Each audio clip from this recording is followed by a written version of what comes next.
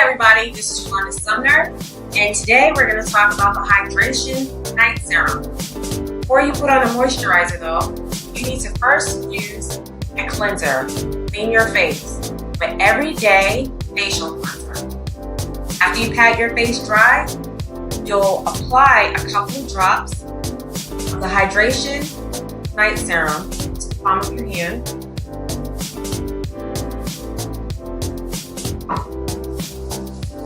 And then you massage it into your face and your neck. I always put in a couple of extra rubs because it feels so good. Now with the night serum, you'll notice that it's a little bit more emollient than the day serum.